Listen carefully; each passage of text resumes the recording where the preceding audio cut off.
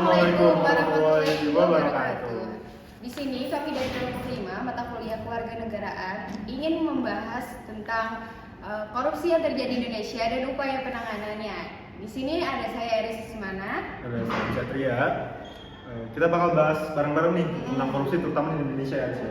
Sebelum itu kita bakal ngejelasin nih korupsi itu apa? Apa sih Sat korupsi itu? Oke, terima kasih Eris. Menurut saya pribadi sih korupsi itu adalah tindakan negatif ya udah pasti, di mana dilakukan oleh baik bahkan dari orang politisi ataupun bahkan rakyat biasa pun juga bisa melakukan korupsi ini sendiri nih Riz. Karena biasanya korupsi ini bisa terjadi dengan beberapa hal, beberapa faktor, dan yang pasti korupsi ini sangat merugikan gitu, entah orang banyak ataupun beberapa individu aja gitu. Nah di sini kan kita udah tahu nih korupsi itu apa. Kira-kira tuh kenapa ya di Indonesia tuh korupsi itu masih sering terjadi? Oke, kalau menurut saya pribadi sih ada beberapa faktor nih, yang pasti ada dua faktor eksternal dan internal nih. Untuk eksternal sendiri, yang pasti sih datangnya tuh dari luar ya, dari eksternal luar kan. Yang pastinya pemahaman masyarakat soal korupsi ini masih kurang memadai nih, Riz. Jadi karena kurang pemahaman masyarakat terhadap gimana cara mengelola uang juga bisa jadi penyebab korupsi gitu. Untuk faktor eksternal yang kedua bisa jadi karena aspek ekonomi nih, karena mungkin beberapa orang yang kayak ya bingung gimana cara buat dapat duit, dapat yang gampang lah, nggak perlu secara instan gitu. Ya mau nggak mau mereka pakai cara korupsi gitu, yang padahal notabene itu bukan mau baik gitu lah asalnya. Yang ketiga itu dari aspek politis nih, karena juga beberapa penyebab korupsi itu datang dari politis, di mana dia diharuskan melakukan hal tersebut gitu karena dorongan dari mungkin komunitasnya ataupun misalnya institusinya gitu. Kalau dari faktor internal sendiri ada beberapa juga yang pasti ada dari sifat, kita tahu lah manusia kan ada sifat serakahnya ya, dimana pengen kurang-kurang terus gitu. Benar.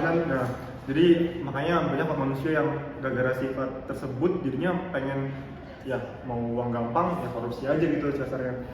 Oke, ada juga kebutuhan hidup, gaya hidup konsumtif. Iya, saking karena pengen nggak puas. Iya betul.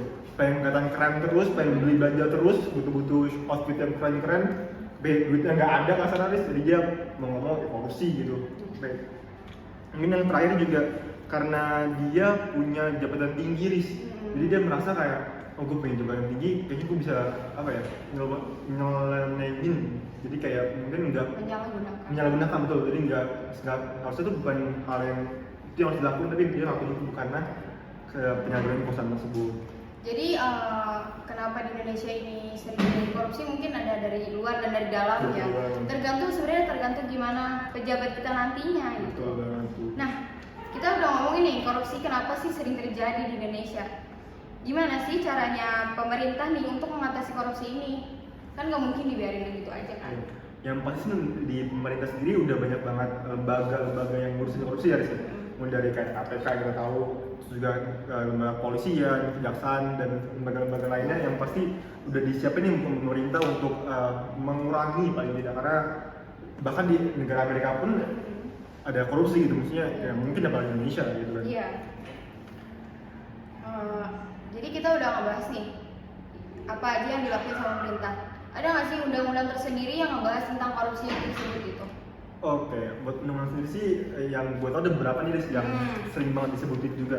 Ada TAP MPR nomor 12 tahun 1998. Di sini itu tentang negara yang bersih dan bebas dari kolusi, korupsi, dan nepotisme atau KKN.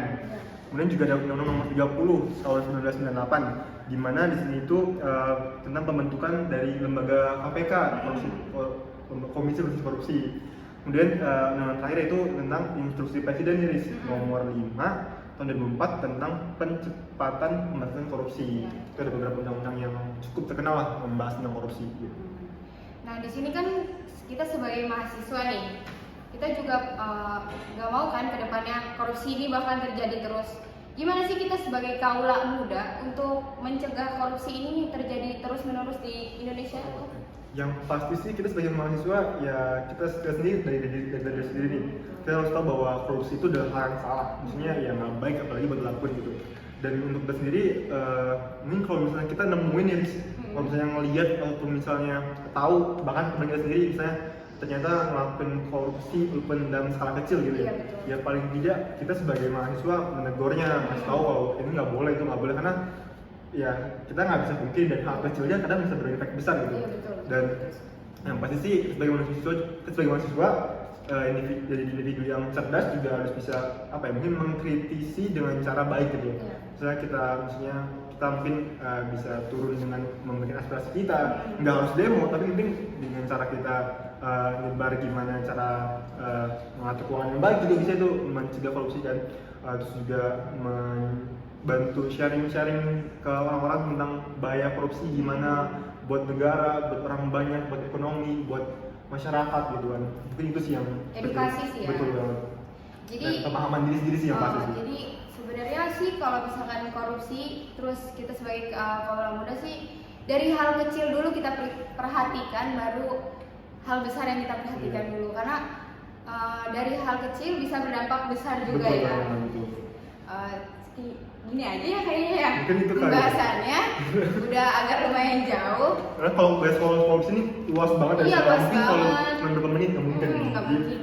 Jadi sekian dari kami, kurang lebihnya mohon maaf. Wassalamualaikum warahmatullahi wabarakatuh.